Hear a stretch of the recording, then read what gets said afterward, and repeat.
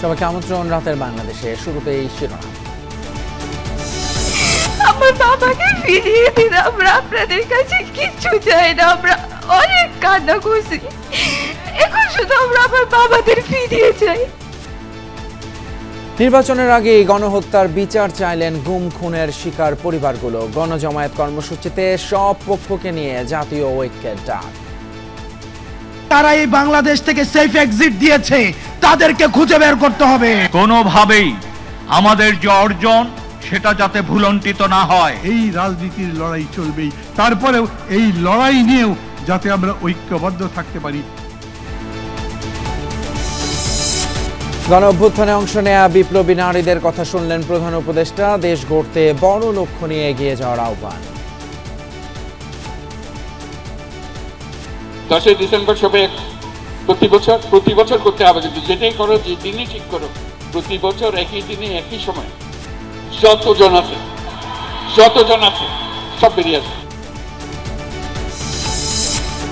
RAB বিলুপ্তির আহ্বান। বিএনপির পুলিশ সংস্কার কমিটির কুমিল্লায় বিভাগীয় সম্মেলনে আগামীতে জবাবদিহিমূলক সরকার গঠনের তাগিদ তারেক রহমানের। ভোট ডাকাতি, নিশিরাত, দামি ভোট, এইগুলো যে দেশের কোনো ভালো কিছু করতে পারে না, এটি প্রমাণিত। আমরা চাই আগামী দিনে দেশে একটি জবাবদিহিতার সরকার শুরু হোক। জয় বাংলা জাতীয় স্লোগান ঘোষণার রায় স্থগিত করলেন আপিল বিভাগ। জনগণের ম্যান্ডেট নয়, সিদ্ধান্ত ছিল রাজনৈতিক, বললেন অতিরিক্ত অ্যাটর্নি। সমতা ন্যায্যতার ভিত্তিতে বাংলাদেশ ভারত সম্পর্ক এগিয়ে নিতে হবে, ছাড় দিতে হবে দুদেশকেই। মত বিশ্লেষকদের মিডিয়ার মিথ্যাচার বন্ধ করে ভূমিকা নিতে হবে দিল্লিকেই। ক্ষোভগুলোকে যদি আমরা ধীরে ধীরে অ্যাড্রেস করতে না পারি, ভারত সে বিষয়ে সচেষ্ট না হয়, তাহলে কিন্তু এই টানাপোড়েন আপাতত কমলেও মূল সমস্যাগুলো রয়ে যাবে। এছাড়াও রাতের বাংলাদেশে আরো থাকছে। স্মরণকালের সবচেয়ে বড় পরিসরে ইসরায়েলি হামলায় প্রকম্পিত সিরিয়া। দামেস্ক সহ বিভিন্ন এলাকার প্রায় 250 লক্ষ বস্তুতে বোমা বর্ষণ।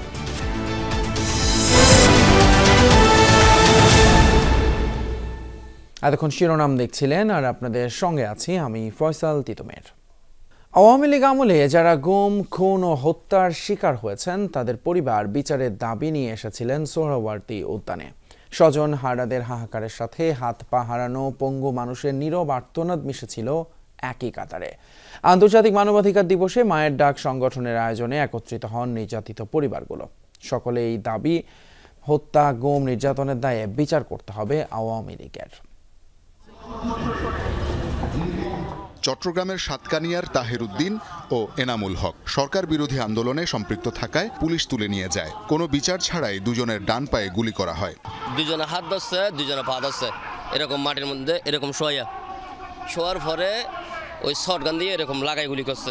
গুলি করার পরে মনে করছে যে আমার দেহটা আসমানের সাথে বেজে গেছে।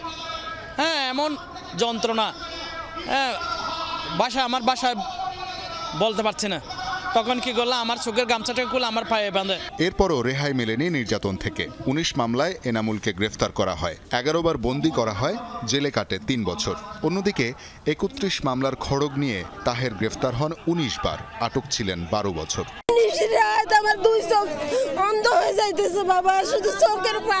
কলেজ পড়ুয়া ছাত্রদল কর্মীর মায়ের এই কান্না 12 বছর ধরে। সন্তানকে তুলে নিয়েছিল আইন শৃঙ্খলা বাহিনী, এরপর আর ফিরে আসেনি। সুদূর নোয়াখালী থেকে সোহরাওয়ার্দী উদ্যানে এসেছেন ছেলেকে যারা গুম করেছে তাদের বিচার চাইতে। যেভাবে পারে আমার ছেলেটারে যেন আমাকে ফিরিয়ে দেয়, যদি নাও ফিরিয়ে দেয় আমার ছেলের হাতটা পর্যন্ত যেন আমি পাই। হতভাগা এই মায়ের মতো হাজারো ভুক্তভোগী ও তাদের স্বজনদের নিয়ে গণজমায়েত করে মায়ের ডাক। মতিঝিলে হেফাজতে ইসলামের নেতাকর্মীদের হত্যা, পিলখানায় হত্যা, 15 বছর ধরে বিএনপি জামায়াত সহ সব রাজনৈতিক নেতাকর্মীদের হত্যা, গুমের শিকার এবং সবশেষ জুলাই আগস্ট বিপ্লবে আহত নিহতের পরিবারের অংশগ্রহণ ছিল কর্মসূচিতে। সবার কণ্ঠে ছিল বিগত সরকারের অত্যাচারের আর্তনাদ। আমার বাবাকে ফিরিয়ে দিন, আমরা আপনাদের কাছে কিচ্ছু চাই না, আমরা অনেক কান্না করছি। ছাত্র আন্দোলনে যারা শহীদ হয়েছে এবং যারা আহত হয়েছে, এই রক্তের সাথে আপনারা কেউ বেইমানি করবেন না। আমার ভাই 18 জুলাই বাসা থেকে বের হইছে, আর ফিরে নাই। আমার ভাই লাশটাও ফিরে নাই। কি বলবো বলেন? একটা জাতীয়ভাবে অল ভিকটিমদের নিয়ে একটা নেটওয়ার্ক, একটা মঞ্চ তৈরি করা যায়, যেখান থেকে পরবর্তীতে আর কোনো ফ্যাসিজম মাথাচাড়া দিয়ে উঠবে না, আর কেউ সাহস করবে না আমাদের ভাইদের দিকে আঙুল তোলার। তারা দাবি করেন সকল অন্যায় ও অত্যাচারের বিচার। কোনোভাবেই যেন দেশের জনগণের উপর এমন নির্যাতন আর ফিরে না আসে। শওকত মঞ্জুর শান্ত, যমুনা নিউজ, ঢাকা। এদিকে নির্বাচনের আগে গণহত্যার বিচার চাইলেন আওয়ামী লীগ সময়ে যারা গুম, খুন এবং হত্যার শিকার হয়েছেন তাদের পরিবার। বিচারের দাবিতে জাতীয় ঐক্যের ডাক দেয়া হয় সোহরাওয়ার্দী উদ্যান থেকে। ভুক্তভোগী সব পক্ষকে নিয়ে মানবাধিকার দিবসের গণজমায়েত কর্মসূচি করে মায়ের ডাক সংগঠন, যেখানে অংশ নেন 24-এর আন্দোলনে আহত এবং নিহতের স্বজনরা। কারো ভাই, কারো স্বামী, কারো সন্তান, কারো বাবা মা গুম, খুন, গুলিবিদ্ধ সহ নানা নির্যাতন নিপীড়নের শিকার ভুক্তভোগী ও তাদের স্বজনদের একজন দুজন করে হাজারো মানুষ আসেন সোহরাওয়ার্দী উদ্যানের গণজমায়েতে। সারা দেশ থেকে স্বজনরা আসার পর শহীদদের আত্মার মাগফিরাত কামনায় দোয়ার মধ্য দিয়ে শুরু হয় গণজমায়েত। মতিঝিলে হেফাজত নেতাকর্মীদের হত্যা, পিলখানায় গণহত্যা, 15 বছর ধরে বিএনপি জামাত সহ সব রাজনৈতিক নেতাকর্মীদের হত্যা, গুমের শিকার এবং সবশেষ জুলাই আগস্ট বিপ্লবে আহত নিহতদের পরিবারের অনেকেই অংশ নিয়েছিল কর্মসূচিতে। এখানে আসেন জাতিসংঘ সহ বিদেশি দূতাবাস এবং দেশি বিদেশি মানবাধিকার সংস্থার প্রতিনিধিরা। গণজমায়েতে অংশ নেয়া ছাত্রনেতারা বলেন, সবার আগে বিচার করতে হবে আওয়ামী লীগের। গণহত্যার দায়ে শেখ হাসিনাকে দেশে ফিরিয়ে আনতে হবে। যারা সাবেক প্রধানমন্ত্রীকে নিরাপদে বিদেশ যেতে সহায়তা করেছে তাদের বিচার চান ছাত্র আন্দোলনের সমন্বয়করা। তাদেরকে কারা এই বাংলাদেশ থেকে সেফ এক্সিট দিয়েছে তাদেরকে খুঁজে বের করতে হবে। কাদেরকে ক্যান্টনমেন্টে আশ্রয় প্রশ্রয় দেওয়া হয়েছে, কারা এদের সাথে জড়িত তাদেরকে খুঁজে বের করতে হবে। মামলাগুলো নিয়ে পলিটিক্যাল নেগোসিয়েশন হচ্ছে।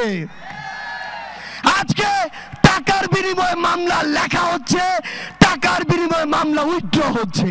কোনোভাবেই আমাদের যে অর্জন সেটা যাতে ভুলন্টিত না হয়। আমাদের অর্জন আমাদের ভুলের কারণে, আমাদের ইগোর কারণে কোনোভাবে যাতে সেটা ভুলন্টিত না হয়। সকল নিপীড়ন, সকল গণহত্যা, সকল মানবতাবিরোধী হত্যা, গুম, খুন সেগুলার বিচার আমরা এই সরকারের থাকা অবস্থায় নিশ্চিত করব। মায়ের ডাকের ঐতিহাসিক কর্মসূচিতে স্বতঃস্ফূর্ত অংশগ্রহণ ছিল প্রতিটি রাজনৈতিক দলের নেতাদের। সবাই গুম, খুন থেকে শুরু করে 24-এর গণহত্যার বিচারের দাবিতে জাতীয় ঐক্য গঠনের অঙ্গীকার করেন। ক্ষমতার জন্য রাজনীতি নয়, রাজনীতি মানুষকে সেবা করার জন্য। কোনো ব্যক্তির চেয়ে দল বড়, দলের চেয়ে দেশ বড়। আপনারা শক্ত হন, দৃঢ় হন, ঝুঁকি গ্রহণ করুন, আমরা আপনাদের পাশে আছি। কিন্তু আওয়ামী দোসরদের সাথে আঘাত করলে আপনার আমার স্বপ্ন পূরণ হবে না। এই রাজনীতির লড়াই চলবেই, তারপরেও এই লড়াই নিয়েও যাতে আমরা ঐক্যবদ্ধ থাকতে পারি, সেই রকম প্ল্যাটফর্ম যেন সেই রকম থাকে, সেই রকম করে সে তার যাত্রা সামনের দিকে নিয়ে যেতে পারে। দল হিসাবে আওয়ামী লীগকে বিচার করতে হবে। শেখ হাসিনাকে বাংলাদেশে ফিরিয়ে নিয়ে এসে তাকে বিচারের কাঠগড়ায় দাঁড় করাতে হবে। অনুষ্ঠানে ভিডিও বার্তা দেন বিএনপির মহাসচিব মির্জা ফখরুল ইসলাম আলমগীর এবং লিখিত বার্তা দেন দলের ভারপ্রাপ্ত চেয়ারপারসন তারেক রহমান। যদ্দূর মনে পড়ে, মায়ের ডাকের এই সংগঠনটি তারা প্রেস ক্লাব কেন্দ্রিক বা ছোটখাটো মানববন্ধন বা সভা সমাবেশ কর্মসূচির মধ্যে দিয়েই চলত।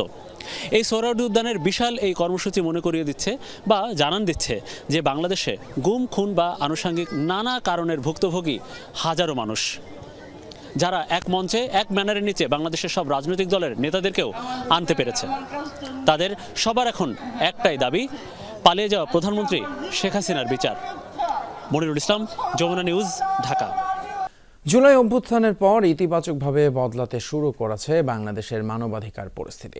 জুলাই আন্দোলনে শিক্ষার্থীদের আঁকা গ্রাফিতি এবার ছবির ফ্রেমে এবং বই আকারে বের করেছে ইউরোপীয় ইউনিয়ন। রাষ্ট্রদূতের বাসভবনে আয়োজিত এই অনুষ্ঠানে মানবাধিকার পরিস্থিতি বদলাতে সবার সমান অংশগ্রহণ ও দায়িত্বের কথা জানান বক্তারা।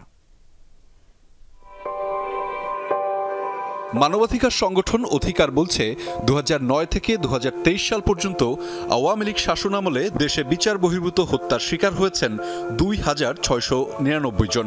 একই সময়ে গুম হয়েছেন 677 জন, কারাগারে মৃত্যুবরণ করেন 1048 জন।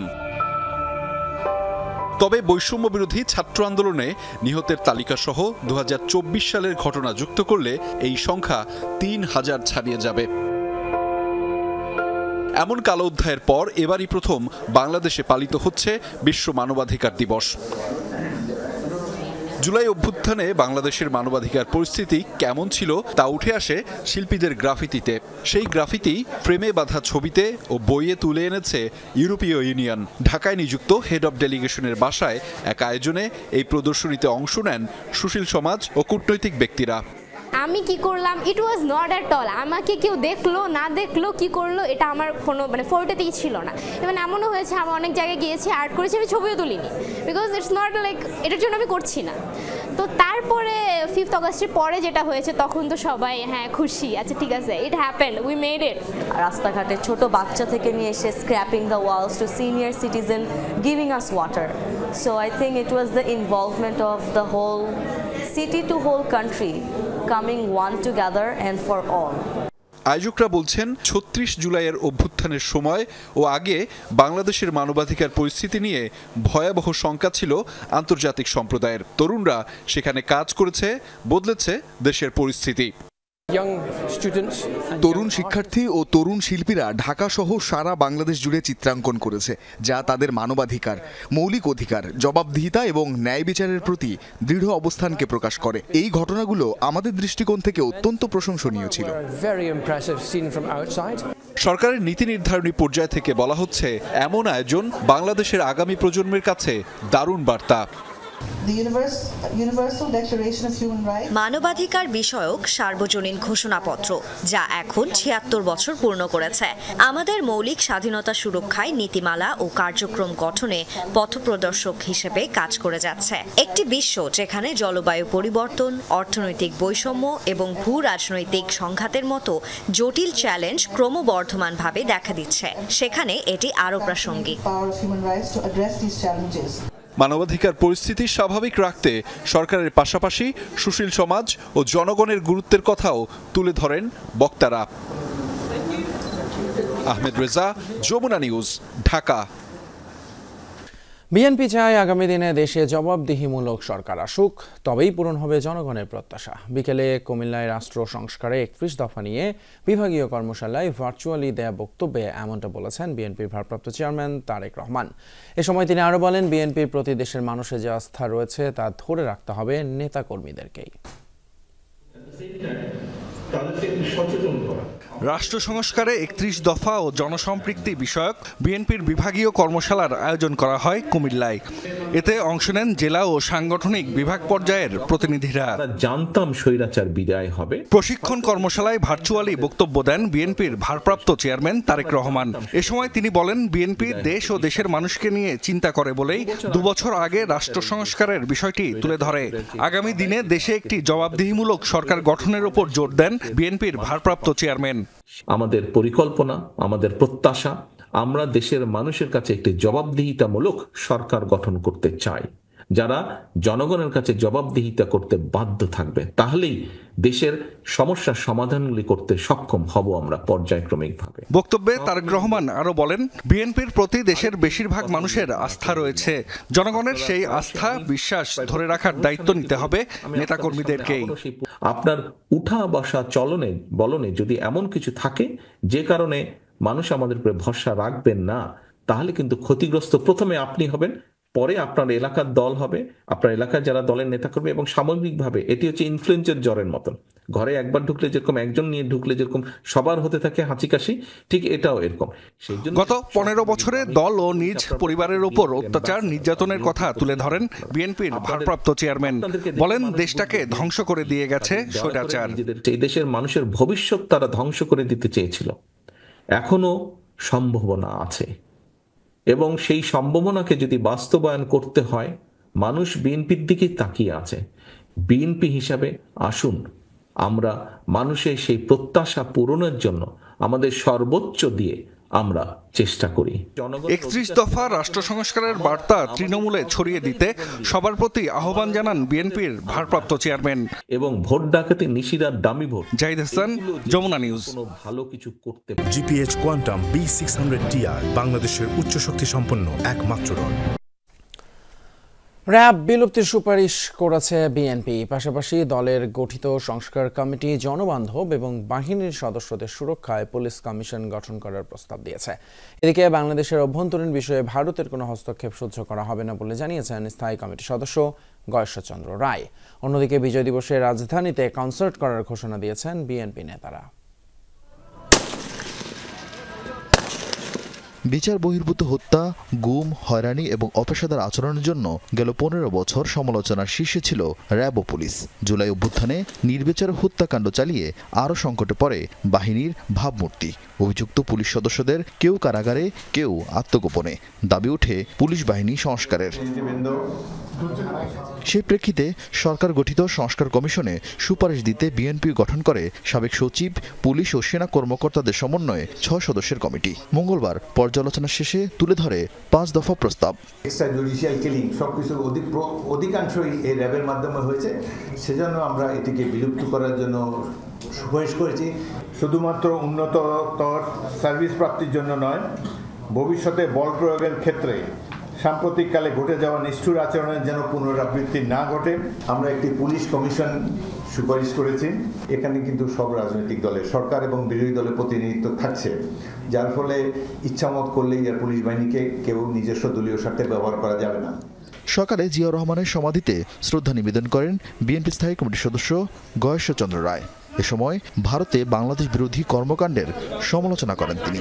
পারস্পরিক স্বার্থকে সমুন্নত রেখে সমমর্যাদার ভিত্তিতে যদি আমাদের এই বন্ধুত্ব থাকে, সেই বন্ধুত্ব উভয় দেশের জন্য কল্যাণকর এবং ভবিষ্যৎ ইতিবাচক দিকে যাবে। সুতরাং এই মুরব্বিয়ানা অথবা আমাদের উপর খবরদারি, এটা ভারতকে পরিহার করতে হবে। ভিনদেশি অপসংস্কৃতির বিরুদ্ধে 16 ডিসেম্বর রাজধানীর মানিক মে এভিনিউতে বাংলা গানের কনসার্ট হবে, এমন ঘোষণা দিয়েছেন বিএনপিপন্থী সামাজিক সংগঠন সবার আগে বাংলাদেশ। বাংলাদেশের সংস্কৃতি তুলে ধরার জন্য আগামী 16 ডিসেম্বর মানিক মে এভিনিউতে একটি কনসার্ট প্রোগ্রাম করার সিদ্ধান্ত নিয়েছে। সবার জন্য উন্মুক্ত থাকবে কনসার্টটি, যাতে গান পরিবেশন করবেন জেমস, হাসান, জেফার, কণাসহ লালনো বাউল শিল্পীরা। সোলস, শিরোনামহীন, আর্টসেল। আরিফিন শাকিল, যমুনা নিউজ, ঢাকা। ভারতের পররাষ্ট্র সচিবের সফরে বাংলাদেশ ভারত সম্পর্কের বরফ কি গলেছে? প্রত্যাশা অনুযায়ী সম্পর্কে টানাপোড়েন কমার কথা থাকলেও বাস্তবতা ভিন্ন বলছেন বিশ্লেষকরা। সমতা, ন্যায্যতার ভিত্তিতে সম্পর্ক এগিয়ে নিতে হলে দুদেশেরই ছাড় দিয়ে জনগণের জন্য সম্পর্কের গতিপথ নির্ধারণ করতে হবে। আন্তর্জাতিক সম্পর্ক বিশ্লেষকরা মনে করেন মিথ্যাচার বন্ধ করে সেই সম্পর্ক এগিয়ে নিতে ভারতকে এগিয়ে আসতে হবে। 5 আগস্টের রাজনৈতিক পট পরিবর্তনের পর সম্পর্কে শীতলতার মধ্যেই ভারতের পররাষ্ট্র সচিবের বাংলাদেশ সফর। সচিব পর্যায়ের বৈঠকে দ্বিপাক্ষিক ইস্যুতে আলোচনার পাশাপাশি ভারতীয় মিডিয়ার অপতথ্য ও মিথ্যাচার বন্ধে কড়া বার্তা দেয় বাংলাদেশ। সংখ্যালঘু নির্যাতনের ভুল সংবাদ নিয়েও দিল্লিকে বলা হয় ঢাকার পক্ষ থেকে। তারপরও প্রতিবেশী দেশটির মিডিয়ায় মিথ্যাচার চলছেই। বাংলাদেশকে কড়া হুঁশিয়ারি ভারতের। দুদেশের মধ্যে সম্পর্কের এই অবস্থায় ভারতের পররাষ্ট্র সচিবের আনুষ্ঠানিক সফরকে কিভাবে দেখছেন বিশ্লেষকরা? প্রথমেই তিনি বলেছেন যে আমরা দুদেশের সম্পর্ককে উন্নত করতে চাই এবং স্বাভাবিক করতে চাই, তো সেটা একটা পজিটিভ মেসেজ আমার মনে হয়।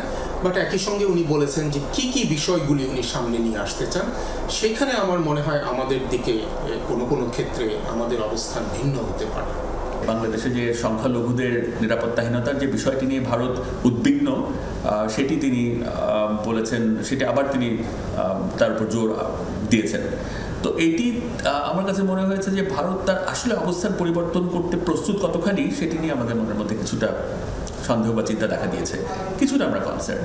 দিল্লিতে বসে পালিয়ে যাওয়া সাবেক প্রধানমন্ত্রী শেখ হাসিনার উস্কানিমূলক বক্তব্যে ঢাকার অসন্তুষ্টির কথাও বলা হয়েছে। বিশ্লেষকরা বলছেন এই বিষয়ে আলোচনায় অস্বস্তি আছে ভারতের। ভারত তাকে সম্ভবত অতিথির মর্যাদা দিয়ে রেখেছে, তো সেইখানে একটা আমাদের সঙ্গে ভারতের একটা পার্থক্য তো রয়েই গেছে। তো সেইটা ভারতের দিক থেকে আমি শুনিনি যে এখন পর্যন্ত রিজলভ করা হয়েছে। আমরা খুশি হতাম যদি এটা রিজলভ হতো। প্রফেসর ইউনুস তিনিও একাধিকবার ভারতকে নানানভাবে বুঝিয়েছেন যে এটি আমরা আমাদের পছন্দ হচ্ছে না, আমাদের এক ধরনের অস্বস্তি রয়েছে। তো ভারত এই বিষয়ে কোনো মন্তব্য করেনি। আমরা এটিও দেখতে চাই ভারত আসলে কিভাবে এটিকে হ্যান্ডেল করে এবং কি ডেলিভার করে শেষ পর্যন্ত।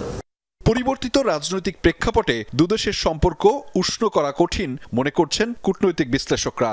এই মুহূর্তে না হলেও টানাপোড়েন যা ছিল সেটার বরফ যেহেতু ভেঙে গেছে, ক্রমান্বয়ে আমরা একটা স্বাভাবিক পরিস্থিতির দিকে যেতে পারব। ক্ষোভগুলোকে যদি আমরা ধীরে ধীরে অ্যাড্রেস করতে না পারি, ভারত সে বিষয়ে সচেষ্ট না হয়, তাহলে কিন্তু এই টানাপোড়েন আপাতত কমলেও মূল সমস্যাগুলো রয়ে যাবে। তবে সমতা ও ন্যায্যতার ভিত্তিতেই বাংলাদেশ ভারত সম্পর্কের গতিপথ নির্ধারণ হওয়া উচিত বলে মনে করেন তারা। আহমেদ রেজা, যমুনা নিউজ, ঢাকা। জয় বাংলা জাতীয় স্লোগান ঘোষণার রায় স্থগিত করলেন আপিল বিভাগ। হাইকোর্টের রায়ের বিরুদ্ধে রাষ্ট্রপক্ষের করা আপিলের অনুমতি চেয়ে আবেদন মঞ্জুর করে আজ মঙ্গলবার এই আদেশ দেয়া হয়। প্রধান বিচারপতি নেতৃত্বাধীন 4 সদস্যের আপিল বিভাগে আদেশ দেন। অতিরিক্ত অ্যাটর্নি জেনারেল জানান, জনগণের ম্যান্ডেট নয়, রাজনৈতিক কারণেই ছিল এই সিদ্ধান্ত। জয় বাংলাকে জাতীয় স্লোগান হিসেবে ঘোষণা দিয়ে 2020 সালের 10 মার্চ রায় দেন হাইকোর্ট। রায়ে জয় বাংলা বাংলাদেশের জাতীয় স্লোগান হবে এবং জাতীয় দিবস, সরকারি অনুষ্ঠান ও শিক্ষা প্রতিষ্ঠানে স্লোগানটি উচ্চারণের জন্য পদক্ষেপ নিতেও বলা হয়।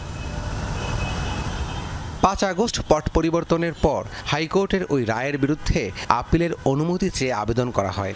জয় বাংলা হবে বাংলাদেশের জাতীয় স্লোগান। মঙ্গলবার এমন ঘোষণা সংক্রান্ত হাইকোর্টের রায় স্থগিত করেন আপিল বিভাগ। আদালতে রাষ্ট্রপক্ষে শুনানি করেন অতিরিক্ত অ্যাটর্নি জেনারেল অনিক আর হক। পাবলিক ইন্টারেস্ট লিটিগেশনের নামে একটা রিট পিটিশন দাখিল করার মাধ্যমে কোনো প্রকার আইনগত ভিত্তি ছাড়া এটিকে ঘোষণা করে দেওয়াটা আইনগতভাবে বৈধ নয়। অতিরিক্ত অ্যাটর্নি বলেন, জয় বাংলা মুক্তিযুদ্ধের সময়কার একমাত্র স্লোগান নয়। জয় বাংলাকে আওয়ামী লীগ দলীয় স্লোগান বানায়। বিগত ফ্যাসিস্ট রেজিমের একটা দলীয় স্লোগান হিসেবে, এবং আরও খারাপভাবে যদি বলি যে বিভিন্ন ব্লগাররা এটাকে যেভাবে ব্যবহার করছেন, তাতে আমার মনে হয় যে এটার যে ভাবগাম্ভীর্য ছিল সেটি অনেক আগেই বোধহয় অনেকখানি ম্লান হয়ে গিয়েছে। এমন আদেশে মুক্তিযুদ্ধের চেতনায় আঘাত আসবে না বলেও জানান এই অতিরিক্ত অ্যাটর্নি জেনারেল। কিন্তু মুক্তিযুদ্ধের সময়কার। রাব্বি সিদ্দিকী, যমুনা নিউজ, ঢাকা। সাবেক প্রধানমন্ত্রী শেখ হাসিনা এবং তার ছোট বোন শেখ রেহানার ব্যাংক হিসাব তথ্য তলব করা হয়েছে। সেই সাথে বঙ্গবন্ধু মেমোরিয়াল ট্রাস্টের ব্যাংক হিসেবে তথ্য চাওয়া হয়েছে। সোমবার বাংলাদেশ ব্যাংকের আর্থিক গোয়েন্দা সংস্থা BFIU দেশের ব্যাংক ও আর্থিক প্রতিষ্ঠানের কাছে এই সংক্রান্ত নির্দেশনা পাঠায়। হিসাব খোলার ফর্ম, KYC এবং লেনদেন বিবরণী চিঠি দেওয়ার তারিখ থেকে 5 কার্যদিবসের মধ্যে পাঠাতে বলেছে মার্কিন আর্থিক গোয়েন্দা ইউনিট। শেখ হাসিনা ও শেখ রেহানা কোনো ধরনের আর্থিক অপরাধের সঙ্গে যুক্ত ছিলেন কিনা বা কারা এসব ট্রাস্টে টাকা দিয়েছেন তা খতিয়ে দেখতেই এই তলব। তাছাড়া এই ট্রাস্টের টাকা কি কাজে ব্যবহার করা হয়েছে সেটাও খতিয়ে দেখা হবে।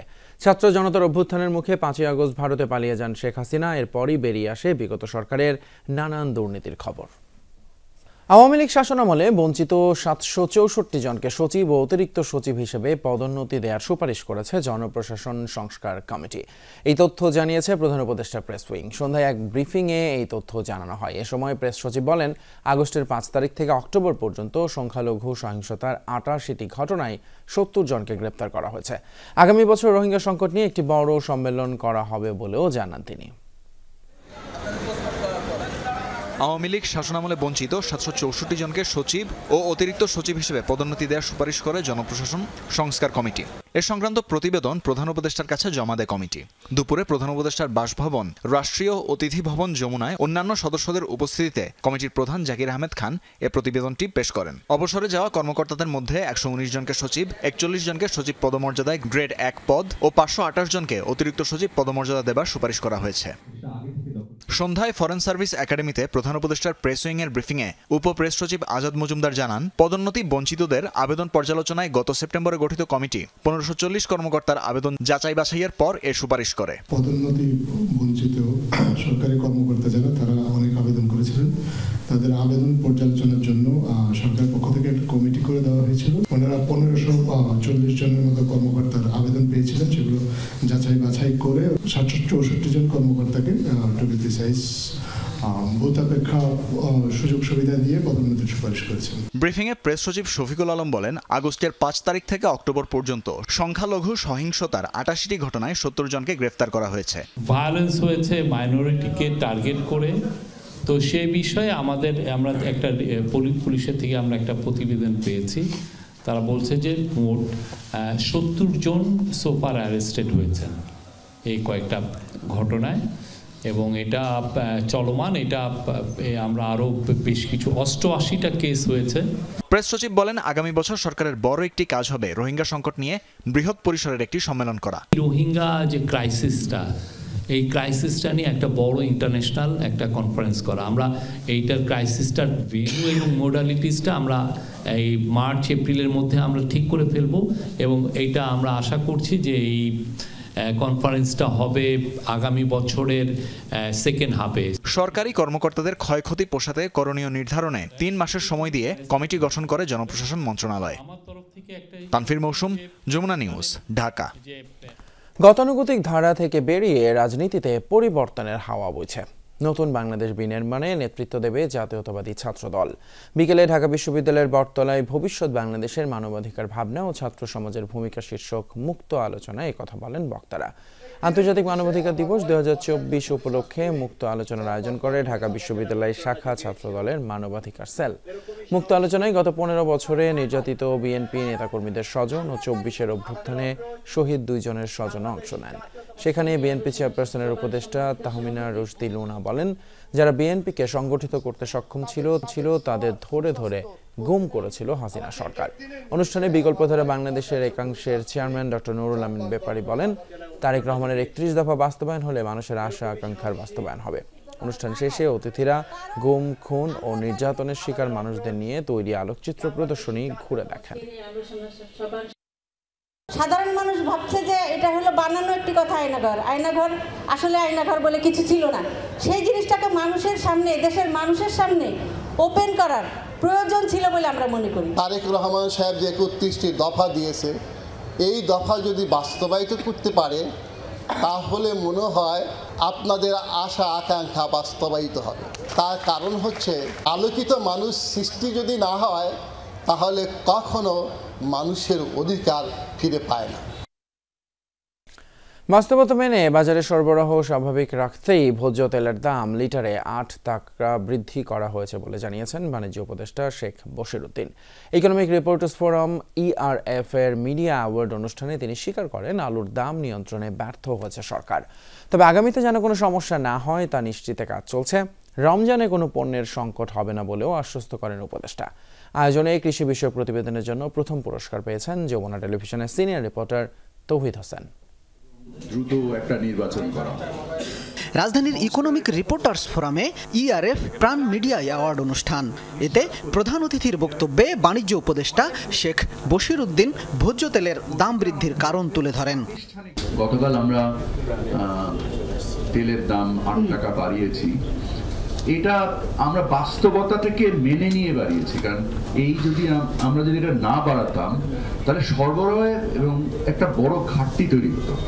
আলুর দাম নিয়ন্ত্রণে সরকারের ব্যর্থতার কথা স্বীকার করেন উপদেষ্টা। জানান, ভবিষ্যতে দাম নিয়ে যে কোনো ধরনের সংকট এড়াতে কাজ করছে সরকার। অফকোর্স আমাদের ফেলিয়ার আছে আলুতে, এটা অস্বীকার করার কোনো সুযোগ নেই। আমি আশা করি এই বছরের শিক্ষা থেকে, কারণ আমরা আগামী বছরের জন্য আলুতে আরো ভালো কাজ করতে পারি, এই ধরনের কোনো সংকট তৈরি না হয়, সেটার ব্যাপারে আমি যথেষ্ট সজাগ থাকবো। এই প্রতিশ্রুতি আমি আপনাদেরকে দিচ্ছি। অনুষ্ঠানে প্রধান উপদেষ্টার প্রেস সচিব শফিকুল আলম বলেন, অন্তর্বর্তী সরকারের মতো জবাবদিহিতামূলক সরকার আগে কখনো ছিল না। দ্রব্যমূল্য কমাতে সরকার একনিষ্ঠভাবে চেষ্টা করে যাচ্ছে। আমাদের যে ট্রান্সপারেন্ট গভর্নমেন্ট বাংলাদেশের ইতিহাসে আসছে কিনা আমি জানি না। আমরা আমাদের যেগুলো কাজ যা করছি, যা হচ্ছে, আপনি আগে দেখেছেন তো যে আগের প্রাইম মিনিস্টার আপনি কটা প্রেস রিলিজ করেছেন। আমাদের এখানে যতগুলো ঘটনা ঘটছে আমরা প্রত্যেকটা প্রেস রিলিজ দিচ্ছি। ইআরএফ প্রাণ মিডিয়া অ্যাওয়ার্ডে আলুর সিন্ডিকেট নিয়ে কৃষি বিষয়ক প্রতিবেদনের জন্য প্রথম পুরস্কার পান যমুনা টেলিভিশনের সিনিয়র রিপোর্টার তৌহিদ হোসেন। কৃষিকে আরও এগিয়ে নিতে ভবিষ্যতেও দায়িত্বশীল সাংবাদিকতার প্রত্যয় জানান বিজয়ীরা।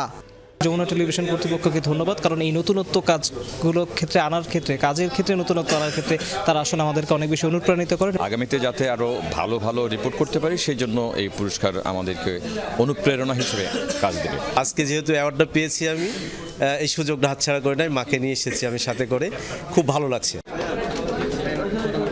শামীম রেজা, যমুনা নিউজ, ঢাকা। দেশ গড়ার কাজে সরকারের পাশাপাশি নারীদের বড় লক্ষ্য নিয়ে এগিয়ে যাওয়ার আহ্বান জানিয়েছেন প্রধান উপদেষ্টা ডক্টর মোহাম্মদ ইউনূস। বিকেলে ওসমানী স্মৃতি মিলনায়তনে জুলাই অভ্যুত্থানে অংশ নেয়া সাহসী নারীদের সঙ্গে মতবিনিময়ে তিনি এই আহ্বান জানান। এ সময় প্রধান উপদেষ্টা বলেন, বড় লক্ষ্য নিয়ে নারীদের দেশ গড়ার কাজে এগিয়ে আসতে হবে।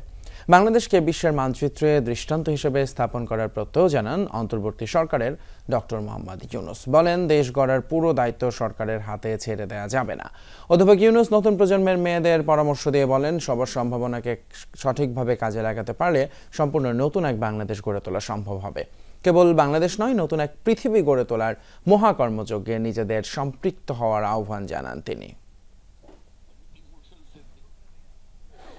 সব আমরা একসঙ্গে সব প্রকাশ করছি। আমাদের উচ্ছ্বাসের জন্য একটা জোরে হাততালি দিই,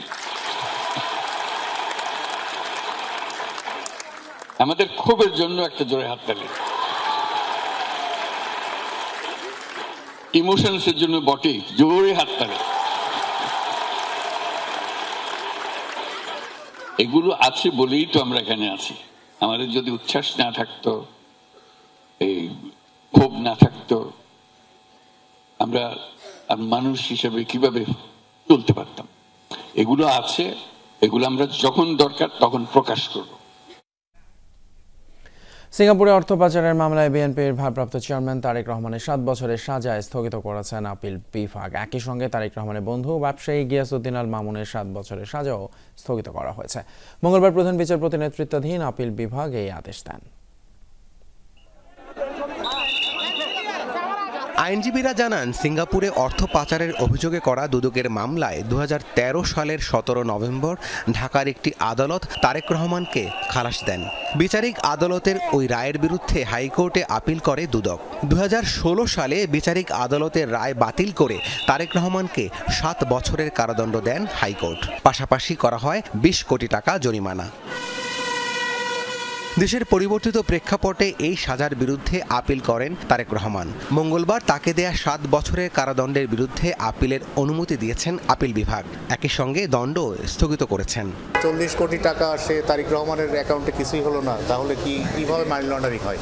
এই গ্রাউন্ডে খালাস দিয়েছে। আবার হাইকোর্ট ডিভিশন ডিফারেন্ট ভিউ নিয়েছে, যে নিয়ে তাকে আবার জেল দিয়েছে। এটা কোর্ট টু কোর্ট, এটা আসলে আমাদের এ ব্যাপারে কিছু বলা উচিত না। কোর্ট তাদের নিজস্ব বিবেচনা, সাক্ষী সাবত সব মিলায় পর্যালোচনা করে তারপরে রায় দেয়। আদালতে তারেক রহমানের পক্ষে শুনানি করেন ব্যারিস্টার কায়সার কামাল। তিনি বলেন, রাজনৈতিক উদ্দেশ্যে সাজা দেওয়া হয়েছিল বিএনপির ভারপ্রাপ্ত চেয়ারম্যানকে।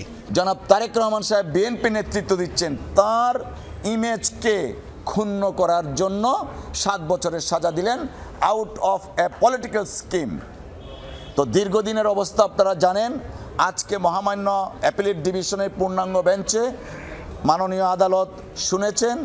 এই অ্যাপিলের এগেনস্টে আমরা গিয়েছি, অ্যাপিল লিভ দিয়েছেন আমাদেরকে। একই সঙ্গে তারেক রহমানের বন্ধু ও ব্যবসায়ী গিয়াসউদ্দিন আল মামুনের 7 বছরের সাজাও স্থগিত করা হয়েছে। রাব্বি সিদ্দিকী, যমুনা নিউজ, ঢাকা। নগর মান্দায় ট্রাক চাপায় মোটরসাইকেলের 3 আরোহী নিহত হয়েছেন। সন্ধ্যায় দেলুয়াবাড়ি চৌবাড়িয়া সড়কের বাঁকাপুর মোড়ে এই দুর্ঘটনা ঘটে। নিহতরা হলেন মহদেবপুর উপজেলার শাকিল, জাহিদুল এবং নূর আলম। পুলিশ জানিয়েছে, ধানবাহী একটি ট্রাক চৌবাড়িয়া বাজারের দিকে যাচ্ছিল। গাড়িটি বাঁকপুর মোড়ে ধাক্কা দেয় বিপরীত দিক থেকে আসা মোটরসাইকেলকে। এতে ঘটনাস্থলেই শাকিল প্রাণ হারায়। রাজশাহী মেডিকেল নেয়ার পথে মারা যান বাকি 2 জন।